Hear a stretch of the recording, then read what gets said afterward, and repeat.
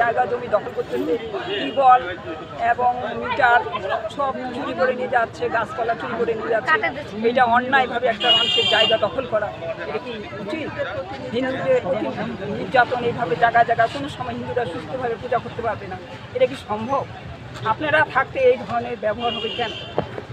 আর কারো আর তাছাড়া কেন কারো জায়গা কেউ দখল করবে, কোনো মামলা আইন থাকতেও সেই জায়গায় কেউ প্রবেশ করবে, এই জন্য কঠিন তার শাস্তি দেওয়া উচিত না?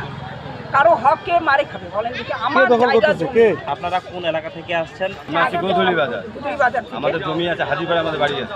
তারপরে হাজিপাড়ায় বাড়ি জায়গা আছে বিশাল প্রপার।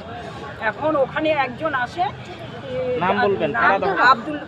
আব্দুল রব আসে, গাছগাছালি কাটতেছে। আমি পূজা নিয়ে ব্যস্ত ছিলাম, সেখানে উনি এমনভাবে অত্যাচার করতেছে যাতে মনে হচ্ছে তার জায়গা জমি আমরা দখল করে নিচ্ছি।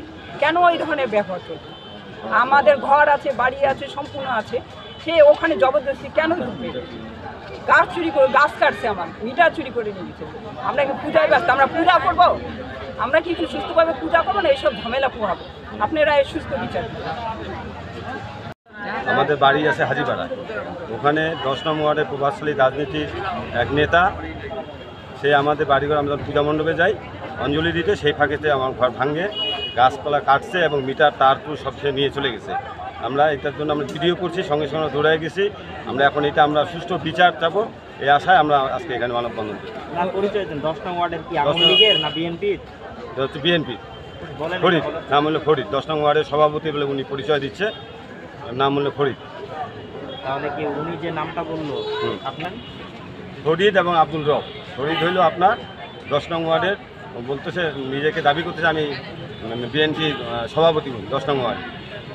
আর আব্দুল রব এখানে আছে, উনিও ওর প্রভাবশালী রানী সংঘের চেয়ারম্যান। রানিং কিনা যেতে না, কিন্তু রানী সংঘের চেয়ারম্যান। আমাদের নির্যাতন চলতেছে। আমাদের হচ্ছে হাজিপাড়ায় এক জমি আছে, সেখানে হচ্ছে গাছ আমাদের কাটে নিচ্ছে, ঘর ভাঙিয়ে দিচ্ছে, মিটার ভুলে নিয়ে চলে গেছে।